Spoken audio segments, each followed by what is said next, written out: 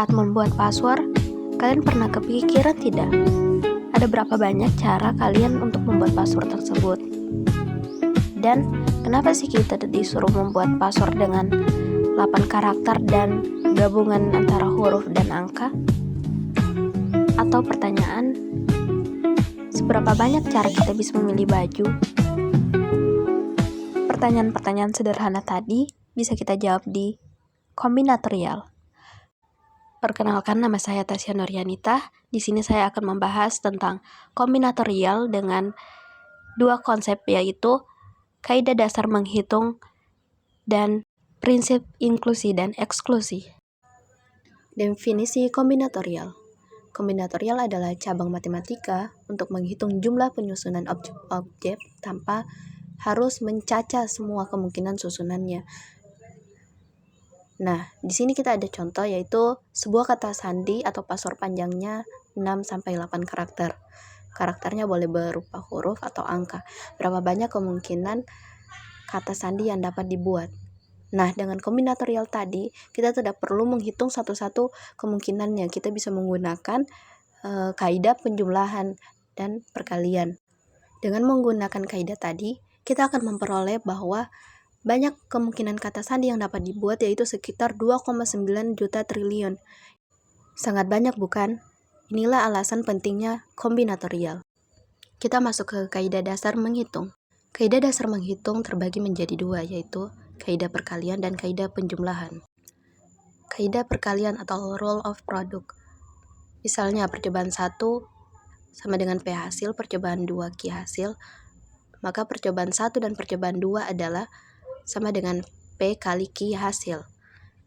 Untuk kaidah penjumlahan, rule of sum, misalnya percobaan 1 sama dengan P hasil, percobaan 2 Q hasil, maka untuk percobaan 1 atau 2 adalah P tambah Q hasil. Ini merupakan contoh kaidah perkalian di mana Ilham mau memesan makanan di Mas Joko. Terdapat 5 menu, yaitu nasi tahu, nasi tempe, nasi campur, nasi ayam goreng, dan nasi hati ampela. Adapun 3 pilihan minuman, yaitu air putih, es jeruk, dan es teh. Jika dia hanya mau memesan 1 makanan dan 1 minuman, berapa banyak pasang makanan dan minuman yang akan dia pesan? Nah, untuk logikanya, jika Ilham ingin makan nasi campur, maka dia punya 3 pilihan minuman. Begitu juga seterusnya. Jika dia ingin memilih air putih, dia punya 5 pilihan makanan. Daripada kita menghitung satu persatu dan itu akan memakan waktu yang cukup lama, kita langsung saja menggunakan kaidah perkalian, di mana kita bisa memisalkan menu makanan itu dengan N1 dan menu dan pilihan minuman itu sama dengan N2. Langsung saja kita kalikan, yaitu N1 sama dengan 5, N2 sama dengan 3, 5 dikali 3 sama dengan 15. Jadi, banyak cara Ilham dalam memilih makanan dan minuman, yaitu 15. Nah, soal berikutnya yaitu di sini ada ditanyakan berapa banyak cara dalam memilih penjabat ketua himpunan. Karena kita hanya disuruh memilih satu saja, yaitu antara angkatan 2024 atau angkatan 2023, maka kita hanya perlu menjumlahkan masing-masing total angkatan tersebut, yaitu 44 ditambah 52. Jadi cara memilihnya sama dengan 96. Di sini kita punya lagi satu contoh. Pertanyaannya, jika ada 10 pertanyaan yang dapat dijawab dengan benar, dinotasikan dengan B, dan salah dinotasikan dengan S, berapa kemungkinan kombinasi jawaban yang dapat dibuat? Karena setiap soal memiliki dua kemungkinan, maka bisa kita kalikan setiap kemungkinan di soal-soal tersebut, yaitu 2 kali 2 kali 2 sampai 10 kali, atau sama dengan 2 pangkat 10, atau setara dengan 1024 kombinasi. Nah, di sini kita ada latihan berikutnya. Nomor 1, berapa banyak bilangan ganjil antara 1000 dan 9999, termaksud 1000 dan 999 itu sendiri. A, semua angkanya berbeda. B, boleh ada angka yang berulang. Untuk menjawab soal A, pertama kita lihat ke posisi satuan terlebih dahulu. Di posisi satuan, kita memiliki 5 kemungkinan angka yang bisa digunakan. 1, 3, 5, 7, dan 9. Nah, untuk di posisi ribuan, kita mempunyai 8 kemungkinan angka.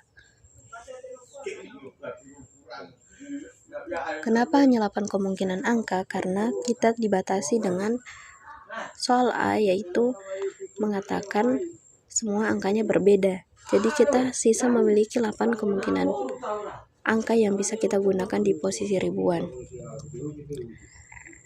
Dan di posisi ribuannya, kita tidak bisa menggunakan angka 0.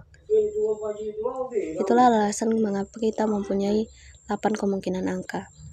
Nah, di posisi ratusan, kita juga bisa menggunakan 8 kemungkinan angka. Dan di posisi puluhan, kita sisa menggunakan 7 kemungkinan angka. Jadi banyaknya bilangan ganjil seluruhnya, yaitu kemungkinan angka tadi kita kalikan. 5 dikali 8 dikali 8 dikali 7 sama dengan 2240 buah. Nah, soal bagian B, yaitu kita bisa menggunakan posisi satuan itu 5 kemungkinan angka, yaitu 1, 3, 5, 7, dan 9, sama seperti di posisi satuan soal nomor A tadi. Nah, untuk posisi ribuan, di sini berbeda dengan nomor A tadi, kita bisa menggunakan 9 kemungkinan angka. Mengapa demikian? Karena kita tidak dibatasi dengan angka-angka yang harus berbeda. Jadi, kita bisa menggunakan angka yang sama berulang kali. Nah, tapi kita tidak bisa menggunakan satu angka, yaitu angka 0. Jadi di sini kita hanya mempunyai 9 kemungkinan angka. Untuk posisi ratusan, kita bisa menggunakan 10 angka. Jadi ada 10 kemungkinan angka dari 0 sampai 9 yang bisa kita gunakan. Dan untuk posisi puluhan juga sama, yaitu 10 kemungkinan angka dari 0 sampai 9. Jadi banyaknya bilangan ganjil seluruhnya, yaitu 5 kali 9 kali 10 kali 10 sama dengan 4.500. Nah, kita lanjut ke soal nomor 2. Kata sandi password sistem komputer panjangnya 6 sampai 8 karakter. Tiap karakter boleh berupa huruf atau angka. Huruf besar dan huruf kecil tidak dibedakan. Berapa banyak kata sandi yang dapat dibuat? Kita ketahui jumlah karakter kata sandi sama dengan 26 huruf, yaitu huruf A sampai Z, ditambah 10 angka 0 sampai 9, sama dengan 36 karakter. Nah, untuk jumlah kemungkinan kata sandi dengan panjang 6 karakter, kita tinggal mengalihkan 36 karakter tadi sebanyak 6 kali, atau bisa dituliskan dengan 36 pangkat 6. Dan untuk panjang 7 karakter, 36 pangkat 7. Terakhir, panjang 8 karakter, 36 pangkat 8.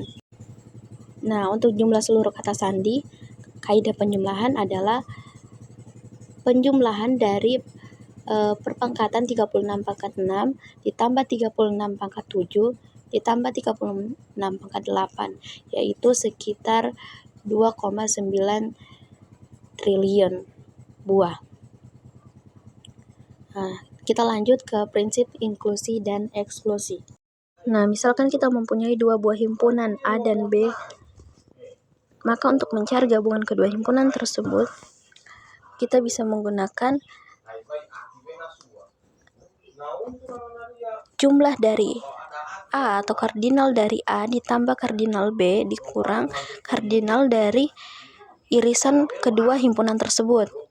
Nah, jika kita mempunyai 3 buah himpunan A, B, C, himpunan hingga, maka untuk mencari gabungan dari ketiga himpunan tersebut, kita membutuhkan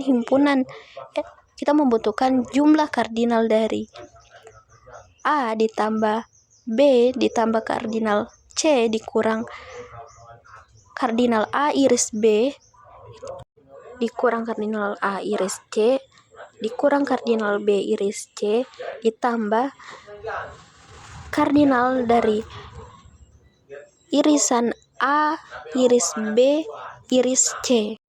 Langsung saja kita masuk ke contohnya. Di sini ada dua soal. Yang pertama, berapa banyak bilangan bulat dari 1 sampai 100 yang habis dibagi 3 atau 5? Soal nomor 2, pada bilangan bulat dari 101 sampai 600, berapa banyak bilangan yang habis dibagi oleh 4 atau 5 tetapi tidak keduanya? Langkah 1, misalkan A sama dengan bilangan habis dibagi 3, B sama dengan bilangan habis dibagi 5. Nah, untuk angka 2 kita bisa menghitung kardinal dari A dan kardinal dari B, yaitu kardinal dari A sama dengan 100 dibagi 3, yaitu sama dengan 33, dan kardinal B 100 dibagi 5, yaitu sama dengan 20.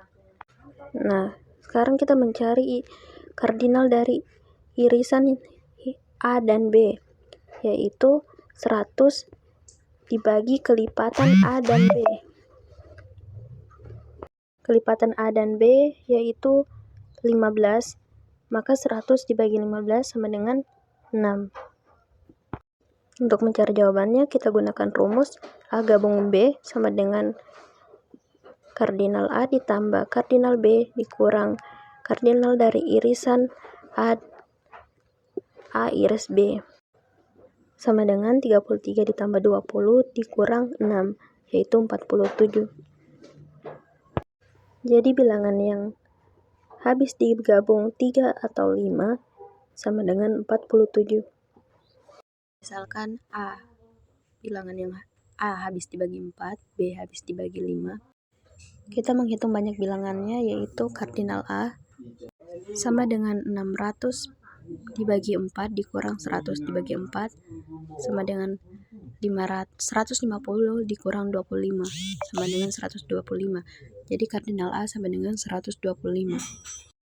Untuk kardinal B yaitu 600 dibagi 5 per 100 dibagi 5 sama dengan 120 dikurang 20 sama dengan 100. Kardinal B sama dengan 100. Nah, terakhir kita mencari KPK dari 4 dan 5 yaitu 20. Kita masukkan ke rumus mencari kardinal dari A iris B sama dengan 600 per 20 dikurang 100 per 20 sama dengan 30 kurang 5. Jadi kardinal A iris B sama dengan 25. Nah, untuk jawabannya, jumlahkan kardinal A dan B, kemudian kita kurang dengan 2 kali irisan A dan B, yaitu 125 ditambah 200 dikurang 2 kali 25, sama dengan 175. Itulah jawaban dari soal nomor 2. Nah, di sini kita mempunyai contoh terakhir, yaitu di Prodi Matematika terdapat 200 mahasiswa. 120 mahasiswa mengambil mata kuliah matematika diskrit, 110 mengambil aljabar linear, dan 90 mahasiswa mengambil metode statistika, di mana secara berturut-turut mahasiswa mengambil mata kuliah tersebut disimbolkan dengan D, A, dan S. Diketahui pula 70 mahasiswa mengambil D dan A, 55 mahasiswa mengambil D dan S, 50 mahasiswa mengambil A dan S, dan 30 mahasiswa mengambil ketiga mata kuliah tersebut. Pertanyaannya, berapa mahasiswa yang mengambil minimal 1 dari ketiga mata kuliah tersebut? Nomor 2, berapa mahasiswa yang tidak mengambil satupun dari ketiga mata kuliah tersebut? Dan terakhir, berapa mahasiswa yang mengambil tepat 2 mata kuliah? Langsung saja di sini seperti yang diketahui tadi, mahasiswanya 200, D sama dengan 120, A 110, S 90, D iris A 70, D iris S 55, A iris S 50, dan irisan ketiganya yaitu 30, atau mahasiswa yang mengambil ketiganya 30. Nah, kita gunakan rumus inklusi eksklusi untuk 3 himpunan. Jadi untuk mencari gabungan dari 3 buah himpunan, kardinal dari 3 buah himpunan itu sama dengan kardinal D ditambah kardinal A ditambah kardinal S dikurang irisan dari 2 buah himpunan tadi, kemudian dijumlahkan dengan irisan ketiga buah himpunan tadi. Nah, kita sisa substitusikan nilai-nilai dari yang sudah diketahui, yaitu 120 tambah 110 ditambah 90 dikurang 70 dikurang 55 dikurang 50 dan ditambah 30. Minimal 1 mata kuliah yaitu sama dengan 175 mahasiswa. Nah, dengan memperoleh jawaban di nomor 1 tadi, kita bisa menggunakannya untuk mencari mahasiswa yang tidak mengambil satupun, yaitu jumlah seluruhnya 200 dikurang 175 sama dengan 25 mahasiswa. Dan jawaban terakhir untuk mata kuliah yang diambil tepat 2, yaitu 70 ditambah 55 ditambah 50 dikurang 3 dikali 30 sama dengan 175 dikurang 90. Jawabannya sama dengan 85. Jadi itulah sedikit penjelasan dari saya mengenai materi kombinatorial, yaitu kaidah penjumlahan dan perkalian, serta prinsip inklusif dan eksklusif. Semoga dapat bermanfaat. Dan mohon maaf apabila ada salah kata. Wabillahi taufiq wal hidayah. Wassalamualaikum warahmatullahi wabarakatuh.